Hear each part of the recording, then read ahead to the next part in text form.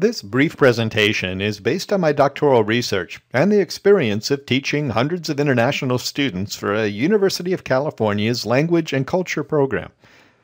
It can be a challenge for a teacher of international students to get them to interact beyond their seating groups, as they tend to cluster by nationality.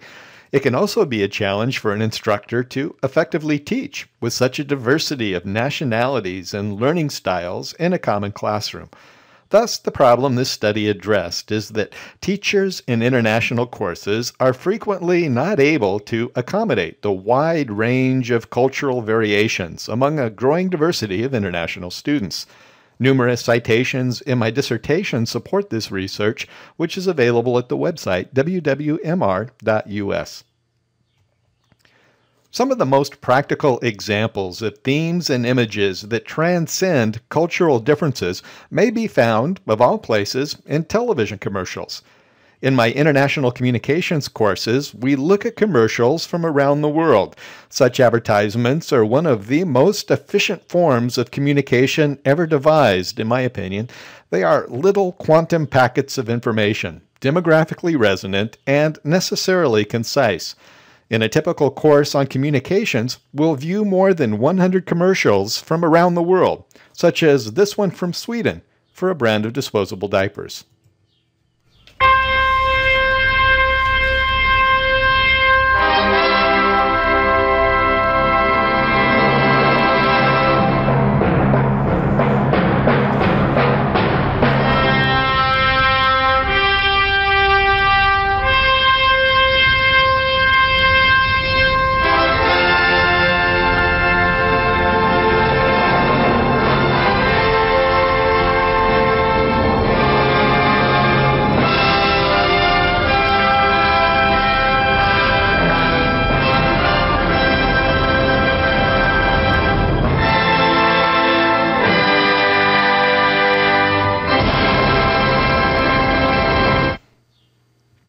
Over the years of teaching international students, I noticed that certain commercials, such as the one we just saw, often gets the students interacting within their own seating groups, but more importantly, it gets them talking beyond their cultural seating groups. And my question was simply, what's going on here? Which led to my doctoral research into what sorts of themes and images might create a positive transcultural resonance within an international classroom comprised of diverse nationalities and cultural backgrounds. And furthermore, how might any resonant themes and images be applied in practical course design? Since 2001, hundreds of international students have taken my courses taught at an international language and culture program provided through a California university. These students have come from dozens of countries, and the majority of students have come from culturally distinct countries, including Japan, South Korea, Turkey, Brazil, Germany, and Italy. For the study's research, a total of 47 students participated in a formal reliability-tested survey representing 11 countries. The students viewed video clips and rated their opinions on a simple 7-point Likert-type measurement scale. The images and themes that scored high on the scale with a low level of variance indicated a positive resonance, and high levels of variance indicated a dissonant reaction to a clip. Well, not too surprisingly, the cocktail party taboo topics of politics, religion, and sex scored for creating discord or dissonance, or a neutral, indifferent reaction in the classroom, as did attempts at humor, which just don't translate well between cultures. Now, there may be times when an instructor might want to inject some dissonance in the classroom to encourage debate and discussion, or encourage some indifference, just to calm things down. However, our focus here is on the themes and images that may create a positive resonance, or a sense of shared experience in the classroom. And a little later, we'll consider how those findings might be applied to course design. Well, if there is one most universally uniting cultural commonality, it's the appeal of babies, and it ranked as the #1 most transculturally resonant measure in the study. And here is one of the highest scoring baby clips in this commercial from France.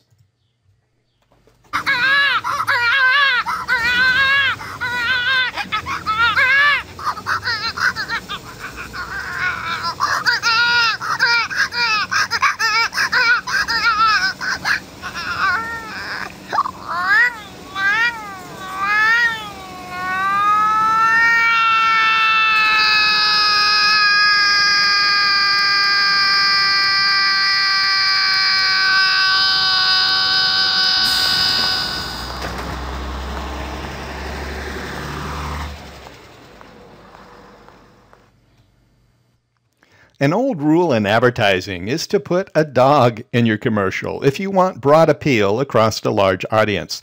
And this proved true in this study as well, with animals ranking high in student resonance, close to that of babies. Here's a sample high-scoring clip from Singapore.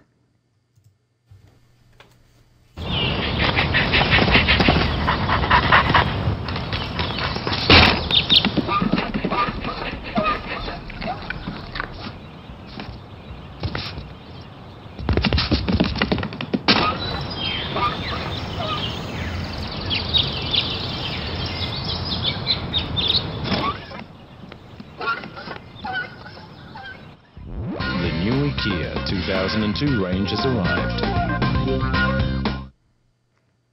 Love, marriage, rifts between partners and siblings. In this study, it's a theme that transcended cultural differences, especially those that illustrated a conflict between mates, as in this clip from Mexico.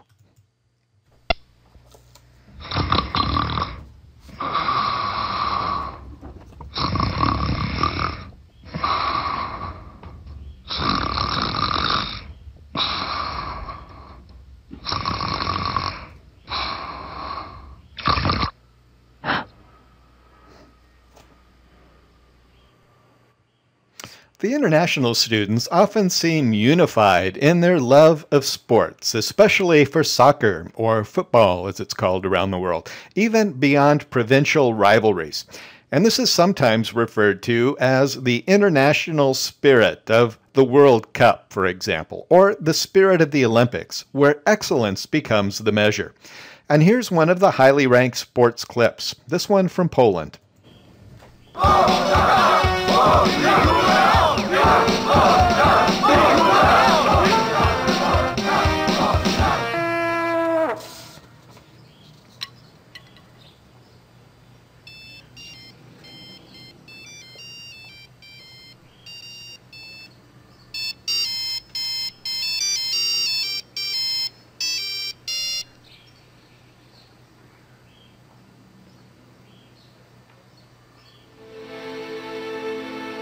In the spirit of the World Cup, IDEA connects all soccer fans by giving away for free the national anthem as a ringtone.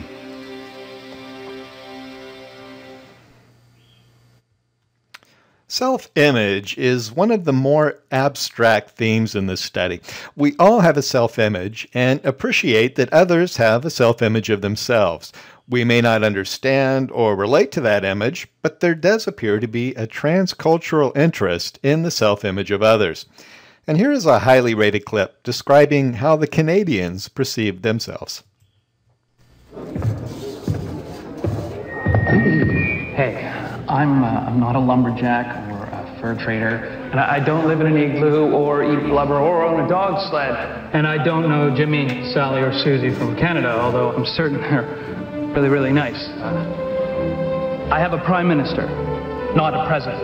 I speak English and French, not American, and I pronounce it about, not a boot. I can proudly sew my country's flag on my backpack. I believe in peacekeeping, not policing. Diversity, not assimilation. And that the beaver is a truly proud and noble animal. The toque is a hat. The Chesterfield is a coach. And it is pronounced dead. Not stay dead. Canada is the second largest land mass. The first nation of hockey and the best part of North America. My name is Joe, and I am Canadian. Thank you. We're all born, live, and die. We have that in common across cultures, our fundamental humanity and mortality. I joke with my students that we all share the same life cycles, and everything else is just details. The resonant life cycle theme is conveyed in this clip from Thailand.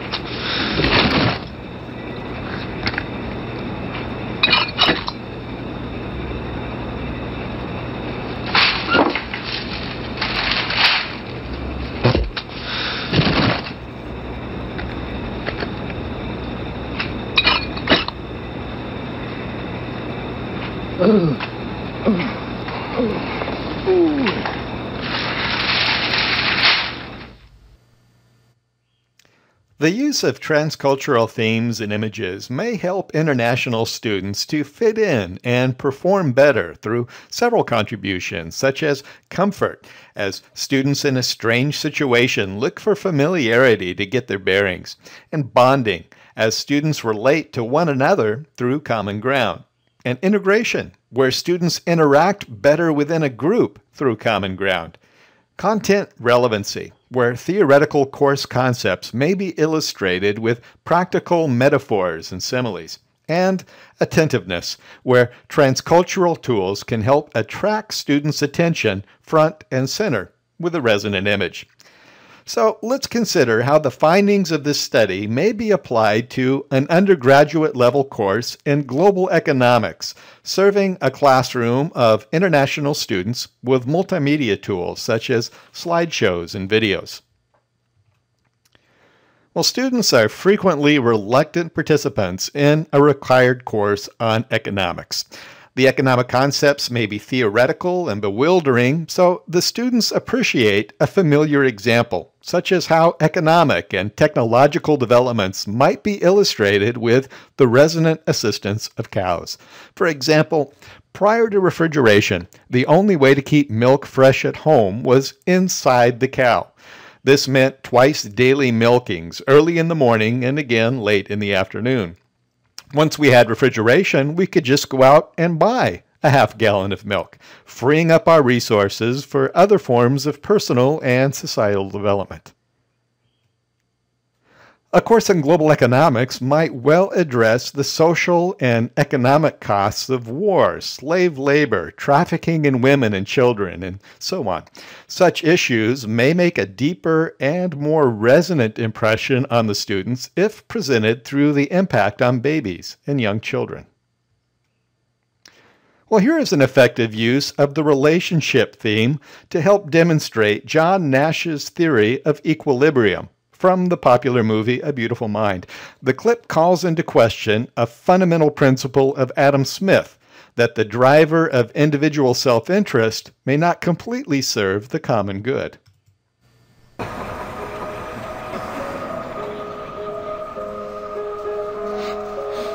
Adam Smith needs revision. What are you talking about? If we all go for the blonde,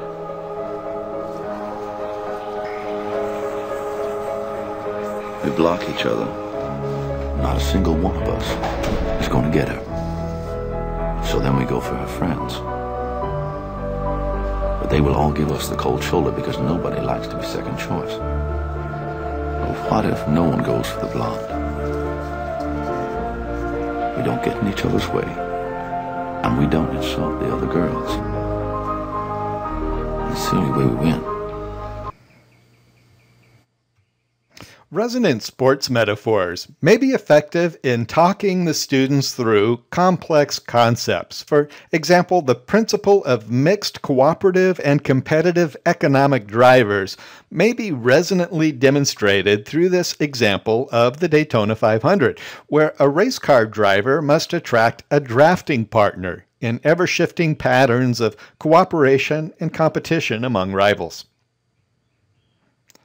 The resonant theme of self-image may be effectively applied as an economics course considers related issues of business ethics, various perspectives on wealth and value, and different takes on human socioeconomic interaction. For example, this might be illustrated by considering the Maasai concept of value and beauty in others, an enriching perspective from one of the world's poorest peoples. Well, student discussions in both face-to-face and online classrooms may be useful to address greater economic and social issues. Discussion topics such as unemployment, military service, education funding, healthcare support, family planning, and so on may be more interactive and engaging with transculturally resonant life cycle themes and contemplating how those topics impact the students every day and throughout their lives. Water was difficult to specify as an isolated theme or image, but nonetheless, water appears to have a common appeal among the international students, and it may serve as a transcultural tool through possible water-related group activities, such as get-acquainted excursions with a boat trip or a picnic on the shore. Beyond the academic benefits that might be gained from such transcultural tools, they could benefit similar international gatherings in business and government and other global relations as well.